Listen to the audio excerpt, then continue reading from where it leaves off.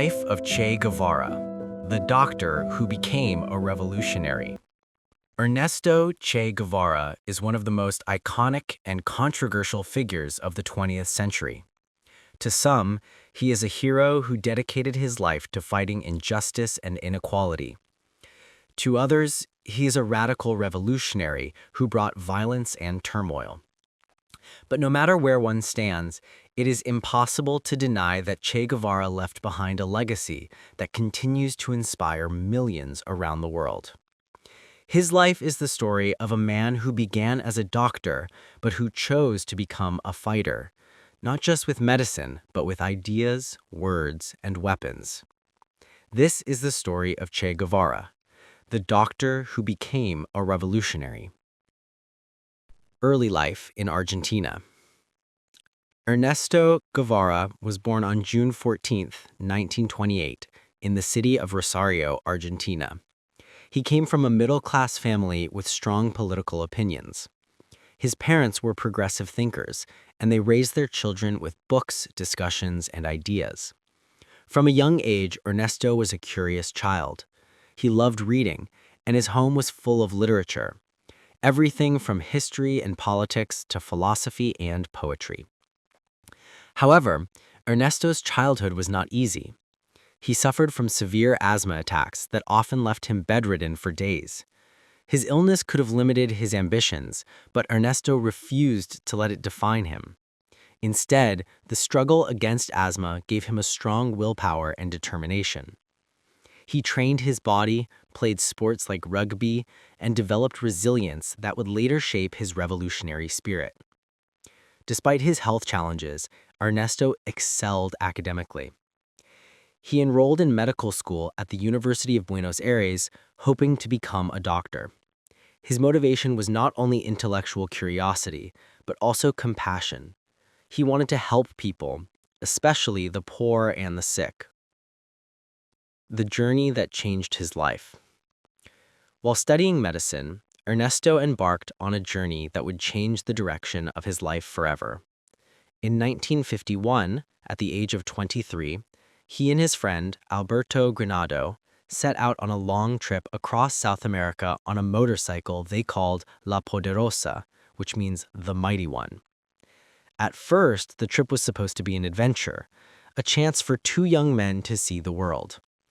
But as they traveled through Argentina, Chile, Peru, Colombia, and other countries, Ernesto witnessed the harsh realities of poverty and injustice. He saw miners working in dangerous conditions for little pay. He met peasants who had no land of their own and were exploited by wealthy landowners. He visited leper colonies where sick people were abandoned and forgotten by society. These experiences deeply affected him. Ernesto realized that medicine alone could not solve the problems he was seeing. People were not only sick because of disease, they were sick because of inequality, hunger, and oppression. A doctor could treat individual patients, but who would cure the social system that produced so much suffering? By the end of the journey, Ernesto was no longer just a medical student.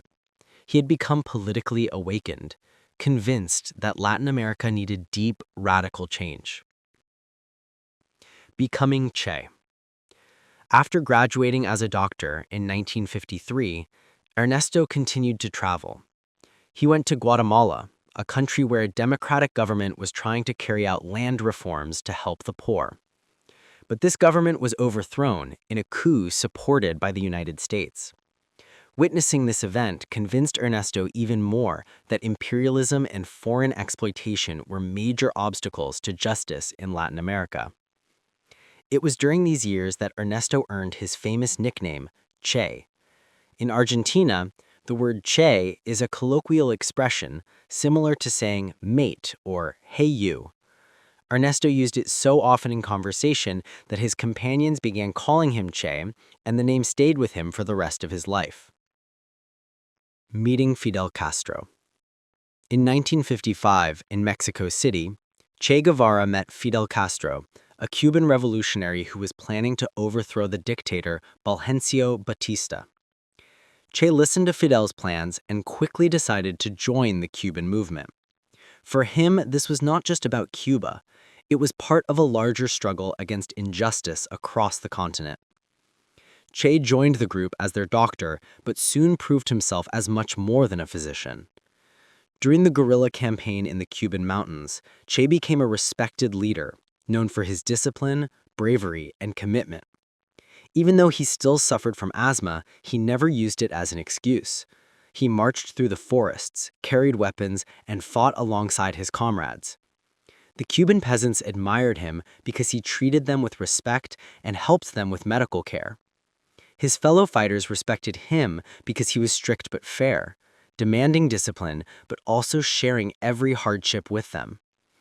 Che was not just fighting a war, he was also shaping a vision of what a revolutionary should be: selfless, dedicated, and willing to sacrifice for the greater good.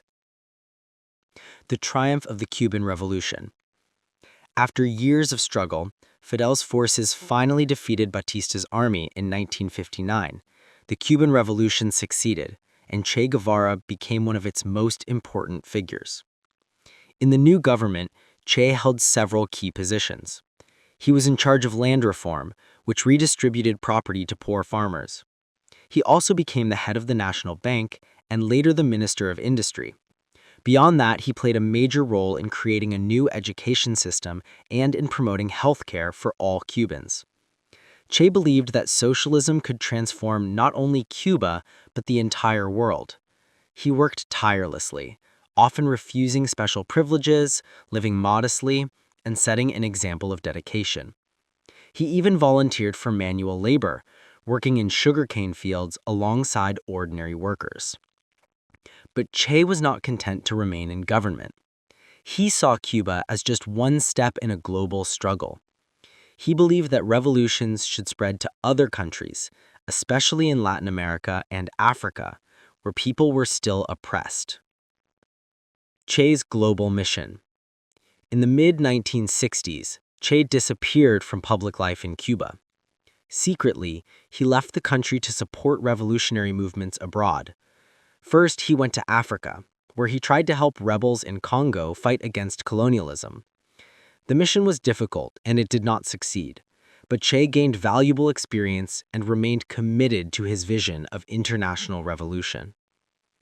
Afterward, he returned to Latin America, choosing Bolivia as the next place to ignite a revolution. He believed Bolivia's location in the heart of South America made it the perfect base for spreading revolution across the continent. The final battle in Bolivia. In Bolivia, Che organized a small group of fighters. But this time, things did not go as planned. The local population did not support him as strongly as the Cuban peasants once had. The Bolivian army, supported by the United States and advised by the CIA, hunted down Che and his men. Life in the Bolivian mountains was extremely difficult. Supplies were scarce, communication was poor, and Che's health problems returned.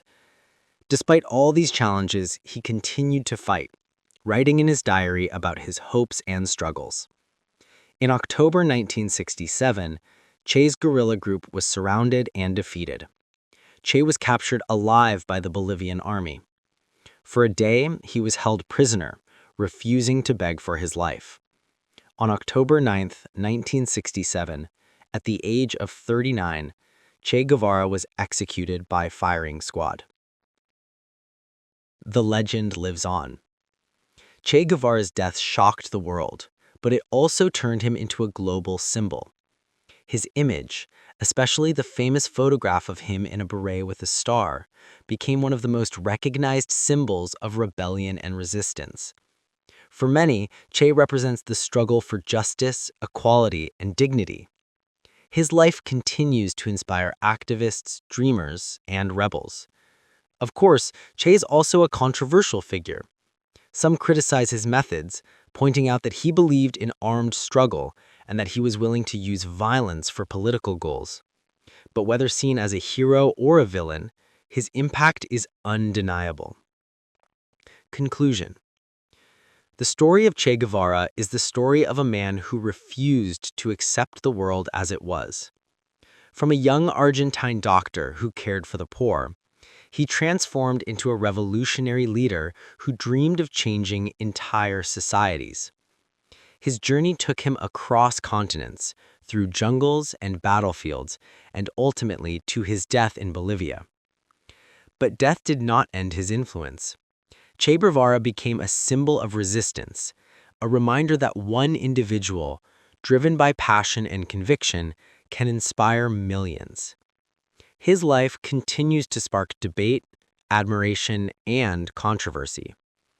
To this day, his legacy lives on, in the faces of young people wearing his image, in the movements that fight against injustice, and in the idea that it is possible to dream of a better world and to fight for it.